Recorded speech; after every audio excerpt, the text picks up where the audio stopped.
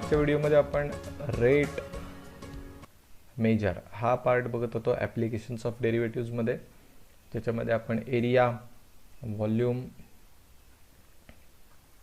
Radius, height यांच्याशी संबंधित problem सोडवत होतो. यांच्या रेट्सबद्दल कॅल्क्युलेशन करत होतो. त्यातलेच एक दोन प्रॉब्लेम अजून आपण बघूया. फर्स्ट प्रॉब्लेम जो आता आपल्याला बघायचा आहे, ज्याच्यामध्ये असं म्हटलं की water is being poured at the rate of 36 metre cube per second. So obviously metre cube per second आलं म्हणजे विथ रिस्पेक्ट टू टाईम कसलं तरी चेंज सांगतायत आपल्याला. So 36 metre cube per second हा 100% रेट आहे. Something upon time dt, something is changing with respect to time. So आपल्याला कळालं कसं, हाऊ वी रिकग्नाइज की हे टाईमशी संबंधित आहे, तर सेकंडवरनं कळालं. मग मीटर क्यूबवरनं काय कळतं? तर मीटर क्यूब हे युनिट आहे व्हॉल्यूमचं, म्हणजे ते जे बोलतायत ते व्हॉल्यूमबद्दल बोलतायत. So they are giving us some information about how the volume changes with respect to time. So मला व्हॉल्यूम इथे कुठेही शब्द दिसत नाही आहे. व्हॉल्यूम मीटर क्यूब म्हटलं आहे, याच्यावरून माझ्या लक्षात आलं ते व्हॉल्यूमबद्दल बोलतात. दुसरं, पाणी किंवा कुठलंही लिक्विड असेल ते एका सर्टन अमाऊंटमध्ये आपण घेतो, एखाद्या मगमध्ये, एखाद्या जारमध्ये, एखाद्या कपमध्ये, याचा अर्थ आपण त्याचं व्हॉल्यूमच घेत असतो. सो बीइंग पोअर्ड म्हटलं याच्यावरूनच आधी लक्षात येतं की वॉटरचं काही व्हॉल्यूम ओतलं जातं आहे.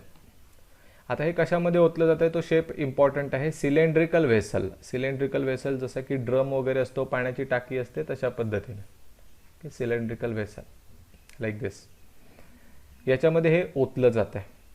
याचा बेस रेडियस किती आहे ते आपल्याला सांगितलं. बेस रेडियस किंवा टॉपचा रेडियस एकच असणार आहे, सिलेंड्रिकल आहे म्हटल्यावर. सो इथला रेडियस काय, इकडचा रेडियस काय, एकच आहे.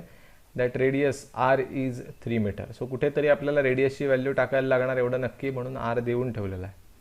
आता म्हणतात find the rate, means something upon time असं आपल्याला विचारलं आहे. पण कशाबद्दल?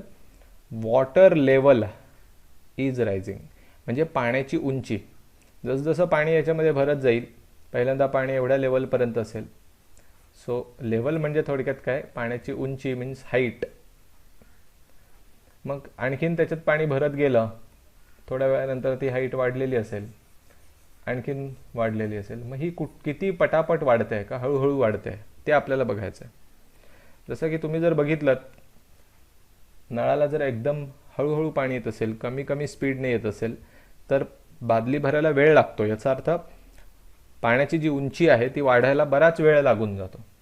पण जर ते पाणी फोर्सफुल येत असेल आणि टॅपचं जो डायमीटर आहे तो पण मोठा असेल, तर एकाच वेळेला भरपूर पाणी येत राहतं आणि बादलीमध्ये पाणी पटापट भरतं, त्याची लेवल फटाफट वाढत जाते. सिम्पल आहे. तेच आपल्याला बघायचं आहे की हे पटापट वाढतं आहे का स्लो वाढतं आहे, नेमका त्याचा रेट काय आहे. मग आपल्याला dv/dt कशाबरोबर जोडायचं आहे? हाईटचा रेट, dh/dt, थोडक्यात rate of change of height with respect to time. So पहिल्यांदा आधी आपण नावं लिहून घेऊ की v म्हणजे काय. So let v be the volume of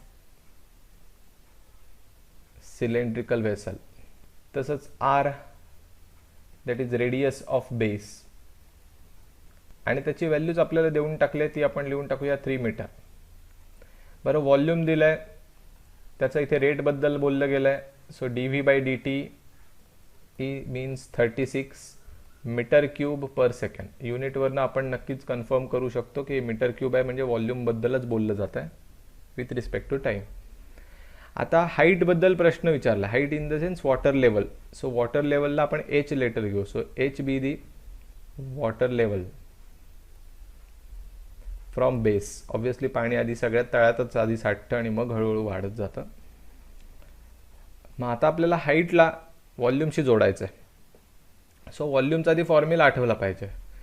so volume of cylinder, तो फॉर्म्युला आहे πr²h. सो v म्हणतो v is equal to πr²h. त्याच्यात रेडियस तर फिक्स राहणारच आहे, बिकॉज जो सिलेंडर असतो तो टॉप टू बॉटम किंवा बॉटम टू टॉप, त्याचं रेडियस काही बदलत जात नाही, त्याची थिकनेस बदलत जात नाही, ती एकच असते. म्हणजे रेडियस दरवेळेला सेमच राहणार आहे, कॉन्स्टंट राहणार आहे, आणि ती किती राहणार आहे? 3 राहणार आहे, ते पण सांगितलं आहे. सो पाय इंटू इथे मी लिहू शकतो 3चा स्क्वेअर इंटू एच, म्हणजे व्हॉल्यूम इज इक्वल टू 9 पाय एच हे झालं. आणि एकदा हे रिलेशन मिळालं की फक्त डेरिव्हेटिव्ह घ्यायचं आहे. सो आपण म्हणूया इथे differentiating with respect to T, व्हीचं डेरिव्हेटिव्ह येईल D V by D T. 9 आणि पाय हे कॉन्स्टंट आहेत, आणि एच पण हळूहळू टाईमप्रमाणे बदलते, म्हणजे D H by D T. That's it. मग आता याच्यातला डेटा आपल्याकडे आहे, D V by D T आहे 36, 9 pi as it is into D H by D T. So finally आपल्याला D H by D T काढायचं असेल तर हा 9 पाय आहे तो इथे जाऊन डिवाइड होणार, म्हणजे 36 डिवायडेड बाय 9 पाय. 9 ने भाग घालवला तर 9 चौक 36, सो 4 डिवायडेड बाय पाय हे आलं D H by D T. That is rate of change of height किंवा water level with respect to time. आता ही हाईट आपण कशामध्ये मोजतो, उंची कशामध्ये मोजतो, तर सेंटीमीटर किंवा मीटरमध्ये. तर पहिला रेट आहे तो मीटरमध्ये आहे, म्हणजे हा पण मीटरमध्ये लिहायला पाहिजे. विथ रिस्पेक्ट टू टाईम म्हणजे सेकंड, मीटर पर सेकंड. हळूहळू हाईट कशी वाढत जाईल तो आपण रेट सांगितला, 4 डिवायडेड बाय पाय. पायची व्हॅल्यू घालणं गरजेचं नाही, एक्सपेक्टेड नाही, पॉईंटमध्ये उत्तर त्यांना नको आहे. This is your final answer. That's it. लिहून घ्या आणि मग आपण नेक्स्ट प्रॉब्लेमकडे जाऊया. आता आपण ॲप्लिकेशन्स ऑफ डेरिव्हेटिव्ह हा जो चॅप्टर आहे त्याच्यातली 2020-21 या बॅचसाठी जी क्वेश्चन बँक दिली होती महाराष्ट्र स्टेटने, त्याच्यातले काही प्रॉब्लेम्स बघूया. त्यातला फर्स्ट टाईप आहे MCQ. 2 मार्काला एक क्वेश्चन असतो. So the first MCQ is the slope of the tangent विचारलं आहे, फक्त स्लोप विचारला आहे टँजंटचा, म्हणजे थोडक्यात कर्वचा. त्याच्यात कर्वचं इक्वेशन दिलं आहे X is equal to this and Y is equal to this, म्हणजे त्यांनी पॅरामेट्रिक फंक्शन दिलं आहे आणि थिटाची व्हॅल्यू पण दिली आहे. सो पॅरामेट्रिक फंक्शन आहे म्हटल्यावर पहिल्यांदा वाय पासून सुरुवात करूया. So we have Y is equal to 2 sine cube X किंवा साइन क्यूब थिटा, एक्स नाही. So Y is equal to 2, मी सध्या असं लिहितो साइन क्यूब थिटा, याचा अर्थ काय, साइन थिटाचा क्यूब. पहिल्यांदा याचं डेरिव्हेटिव्ह घेऊन टाकूया with respect to theta. So we are differentiating with respect to theta.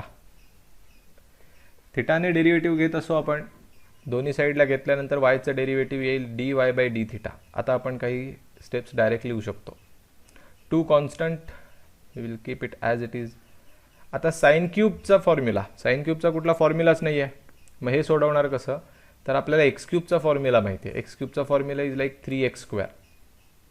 फक्त इथे एक्सच्या जागी साइन थिटा आला आहे, दॅट्स इट. मग ते जर एक्स क्यूबचं 3x² असेल तर इथे आपण लिहू शकतो 3 साइन स्क्वेअर थिटा. हा 3 पुढे आला आणि वरून एक कमी झाला, 3 मधनं एक कमी झाला म्हणजे स्क्वेअर.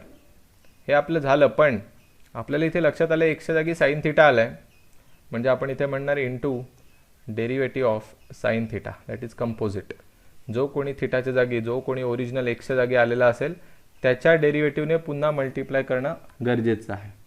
सो सॉरी, इथे एक्स असल्यामुळे इथे आधी मी एक्स लिहितो, इथे वाय नाही आहे, एक्सबद्दल आपण सोडवतो आहे. D X by D theta is equal to 2 as it is, हे 3 साइन स्क्वेअर थिटा पण तसेच ठेवायचं आहे इंटू. आता साईनचं डेरिव्हेटिव्ह आपल्याला माहिती आहे कॉस थिटा, ते लिहून टाकलं. सो इथे आपली एक स्टेप पूर्ण झाली. D X by D theta is equal to, हे 3 दुणे 6 आपण करू शकतो, देन हे sine square theta into cos theta. हे फर्स्ट स्टेप पूर्ण झाली. एक्सचं derivative with respect to theta याचं, याला इक्वेशन नंबर 1 म्हणूया. आता हेच काम करायचं आहे, सिमिलर काम करायचं आहे वायसाठी, मग ते सुरू करू. Now we have Y is equal to 3 cos cube theta. So मी असं लिहितो कॉस थिटा ब्रॅकेटचा क्यूब.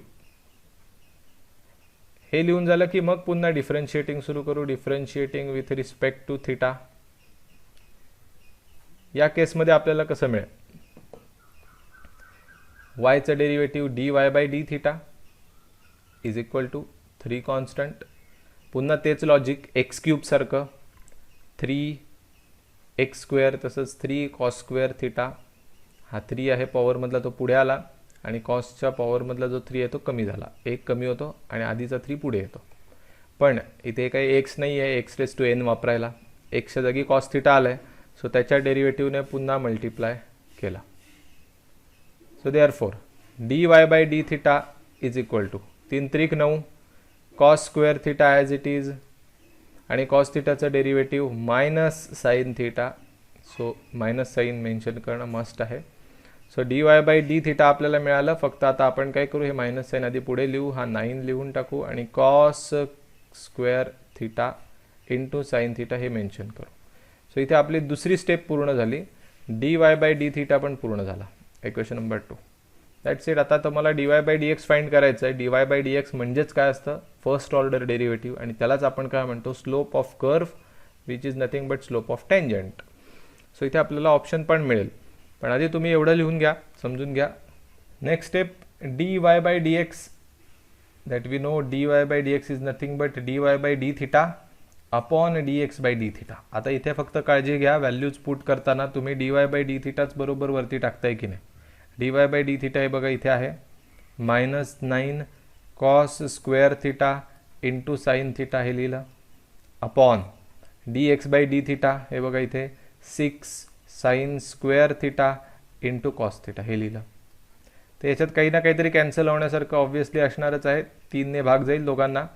सो -3 त्रिक 9 3 दुणे 6 हे आधी छोटं झालं. इथे एक कॉस, इकडच्या एका कॉस बरोबर कॅन्सल, म्हणजे वरती एकच कॉस राहील आणि खाली एक साईन इकडचा कॅन्सल झाला. सो डिनॉमिनेटरला साईन थिटा राहील. So is equal to -3/2 cos upon sine सगळ्यांनाच माहिती आहे कॉट थिटा असतं. सो आपलं डेरिव्हेटिव्हचं काम पूर्ण झालं. नाव आता त्यांनी जो आपल्याला स्लोप फाइंड करायला सांगितला आहे किंवा जे डेरिव्हेटिव्ह फाइंड करायला सांगितलं आहे ते एक्झॅक्टली थिटाची व्हॅल्यू π/4 ला पाहिजे. So now theta is equal to π/4 हे पुट करू याच्यामध्ये, जे आता आपण फाइंड आउट केलं डेरिव्हेटिव्ह त्याच्यामध्ये. So dy by D x is equal to -3/2 as it is, आणि कॉट थिटा त्याच्यामध्ये आपण कॉट π/4 टाकूया. आता कॉट π/4 ची व्हॅल्यू सगळ्यांनाच पाठ आहे. So final answer is -3/2. So this is dy by D X. And dy by dx is nothing but what? Slope. Slope of what? Slope of curve, which is the slope of tangent. So slope of curve असेल, slope of tangent असेल, काही विचारलं तरी दोन्हीचा अर्थ एकच आहे. B option -3/2. Next problem, again we are supposed to find slope, but this time not of tangent, of normal. So आधी थोडासा ब्रेक लावायला पाहिजे की टँजंटबद्दल नाही विचारलं आहे, नॉर्मलबद्दल विचारलं आहे, आणि नॉर्मलचं लगेच मिळत नसतो, थोडंसं कॅल्क्युलेशन करायला लागतं. पण कर्वचं इक्वेशन दिलेलं आहे, हे सिम्पल आहे, एक पॉईंट पण दिलं आहे टाकण्यासाठी. सो इथे डेरिव्हेटिव्ह हा पार्ट सोपा आहे. So we have y is equal to x² + 2e⁻x + 2. लगेच डेरिव्हेटिव्ह सुरू करूया म्हणजे स्लोप मिळेल. Differentiating with respect to x, y चा derivative dy by D x is equal to x² चा derivative 2x plus 2 constant e⁻x चं derivative e⁻x plus हा 2 आहे, त्याचं उत्तर 0 येईल कारण तो कॉन्स्टंट आहे आणि कॉन्स्टंटचं डेरिव्हेटिव्ह एकटा असेल तर ते 0 असतं. So dy by D x मिळाला, that is 2x plus 2e⁻x. This is nothing but slope. But आपल्याला एक्झॅक्टली तो कुठल्या पॉईंटला विचारला आहे, ॲट 0,4. म्हणजे तुम्हाला याच्यामध्ये जिथे x दिसेल तिथे 0 टाकायचं आणि जर y ची गरज पडलीच तर 4 टाकू शकता. So dy by D x is equal to 2 into x ची व्हॅल्यू 0 आहे, टाकलं इथे राईट. पुढे म्हटलं आहे plus 2 into e⁻x means e⁻0. So 2 into 0 हे 0च येणार, plus 2 into anything raise to 0, पॉवरमध्ये 0 असेल तर त्याचं आन्सर 1 असतं. सो थोडक्यात आपल्याला dy बाय डी एक्स मिळालं 2. dy by D X means what? Slope of tangent किंवा स्लोप ऑफ कर्व. आधी मी लिहितो स्लोप ऑफ कर्व, त्याला m लेटर वापरतो, तो आपल्याला मिळाला 2 म्हणजेच dy बाय डी एक्स. त्यामुळे आपण स्लोप ऑफ टँजंट पण काढू शकतो. स्लोप ऑफ टँजंट पण तीच व्हॅल्यू घ्यायची असते, फक्त टँजंटच्या स्लोपमध्ये आपण m1 नाव देऊया, ती पण 2च. आणि एकदा जर टँजंटचा स्लोप आला तर नॉर्मलचा काढायला किती वेळ लागतो आहे. So m1 into m2 is equal to -1 असतं. m1 म्हणजे कोण? टँजंटचा स्लोप. m2 म्हणजे कोण? नॉर्मलचा slope. We are interested in M2. M1ची व्हॅल्यू 2 टाकली, M2 as it is equal to -1. So M2 is equal to what, -1/2. That's it. So आपला जो नॉर्मल आहे त्याचा स्लोप आला -1/2. ऑप्शन पण तुम्हाला अवेलेबल आहे डी, मार्क केला की झाला. जर त्याने टँजंटचं विचारलं असतं तर 2 लिहिलं असतं, तो ऑप्शन ए आहे. पण जर इथे टँजंट विचारलंच नाही आहे, नॉर्मल विचारलं आहे, तर आपला करेक्ट ऑप्शन आहे D. That's it. Next problem number 3, again MCQ. याच्यामध्ये थोडंसं डिफिकल्ट आहे, थोडंसं चेंज केलं आहे प्रॉब्लेमला, जो कन्व्हेन्शनल असतो त्याच्यापेक्षा. If the line y is equal to mx plus c या फॉर्मॅटमध्ये दिलेली आहे बघा, y is equal to 4x - 5 touches the curve. So ही एक लाईन आहे जी या कर्वला टच करते. याचा अर्थ ती एका पॉईंटला टच करून जाते. समजा हा कर्व असेल आणि त्याला अशी टच करून गेली लाईन, याचा अर्थ ती एका पॉईंटला टच करून गेली. इनडायरेक्टली ते काय सांगतायत, ही लाईन आहे ही या कर्वची कोण आहे, टँजंट आहे, असं तुम्हाला इनडायरेक्टली सांगितलं. टचिंग करणे मीन्स घासून जाणे, टँजन्शियल टच करून जाणे, अशा पद्धतीने. So basically this line is tangent for this curve. आणि ते कुठल्या पॉईंटला टच करते ते पण सांगितलं आहे. मग ते म्हणतात की ए आणि बी आम्हाला काढून द्या. सो आपण असं म्हणूया, पहिलं लाईन मी लिहितो, आधी पूर्ण प्रॉब्लेम दाखवतो, तुम्ही समजून घ्या, नीट लक्ष द्या. y is equal to 4x - 5 touches the curve. y² is equal to ax³ plus b in a single point. एकाच पॉईंटमध्ये, आणि तो दिला आहे आपल्याला, दॅट इज 2,3. याचा अर्थ काय, दिस मीन्स किंवा that is y is equal to 4x - 5 is a tangent to the curve y² is equal to ax³ plus b at कुठल्या पॉईंटला, 2,3. मग जर मी याचा स्लोप काढला तर याला मी काय म्हणणार, स्लोप ऑफ टँजंट. आणि जर मी याचा स्लोप काढला तर तो असणार आहे स्लोप ऑफ कर्व, बिकॉज हा कर्व आहे म्हणजे त्याचा स्लोप आला तो स्लोप ऑफ कर्व असेल, आणि हा टँजंट आहे. सो ह्याचा स्लोप जो काढू तो स्लोप ऑफ टँजंट असेल. पण आपल्याला माहिती आहे की हे जे स्लोप ऑफ कर्व आणि स्लोप ऑफ टँजंट असतात ते इक्वल असतात. सो आपण इकडून एक आन्सर काढणार, इथून एक आन्सर काढणार, आणि दोघांना इक्वेट करणार की आपल्याला काहीतरी मिळेल, आणि मग प्रॉब्लेमकडे आपण बघू शकतो. सो हे त्याचं लॉजिक झालं. आता सोडवून बघूया. आता ही जी लाईन आहे, हे टँजंट ही लाईन असते, त्याचा स्लोप काढण्यासाठी अगदी डेरिव्हेटिव्ह वगैरे घ्यायची गरज नाही. ठीक आहे. सो मी इथे लिहितो पहिला part, first calculation, that is the slope of tangent. हे कॅल्क्युलेशन आपण करूया स्लोप ऑफ टँजंटचा. मग त्याच्यासाठी तुम्ही ही लाईन आहे ना, y is equal to 4x + 5, ती आपण फक्त कम्पेअर करूया. Comparing y is equal to 4x - 5 with 11वीमध्ये जो स्ट्रेट लाईन चॅप्टर शिकलो त्याच्यामध्ये एक असा इक्वेशन होता, y is equal to mx + c. याला आपण म्हणतो slope intercept form.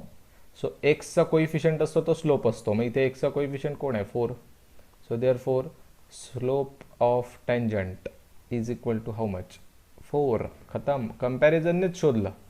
So second calculation is for slope of curve. So we have, आपल्याकडे जे दिलंय ते आपण आधी घेऊया. y² is equal to ax³ plus b. That's it. आता आपण त्याच्यावरनं डेरिव्हेटिव्ह घेऊन स्लोप काढू शकतो. इथे म्हणतो मी या कोपऱ्यात differentiating with respect to x. y² derivative, x² जर 2x असेल तर y² 2y, पण xच्या जागी y आला म्हणजे इंटू पुन्हा dy/dx is equal to a हा कॉन्स्टंट आहे तो लिहिला, x³ derivative 3x² plus b constant आहे त्याचं डेरिव्हेटिव्ह 0. सो आपल्याला इथे उत्तर मिळालं 2y into dy/dx is equal to 3ax². So आपल्याला डेरिव्हेटिव्ह तर घेऊन झालं आहे, dy/dx पण दिसायला लागला आहे. हा dy/dx म्हणजेच स्लोप आहे, पण त्याची व्हॅल्यू नाही मिळाली आहे. मग व्हॅल्यू मिळवण्यासाठी काय करूया, आधी 2y ला इकडे टाकूया. म्हणजे dy बाय dx काय मिळेल, dy by dx is equal to, म्हणजे स्लोप मिळाला that is 3ax² upon 2y. हे झालं स्लोप ऑफ कर्व. पण त्याची अजून व्हॅल्यू नाही माहिती आहे आणि व्हॅल्यू काढायची असेल तर हा पॉईंट त्याच्यात टाकायला लागेल. एक्स दिसला तर 2, वाय दिसला तर 3.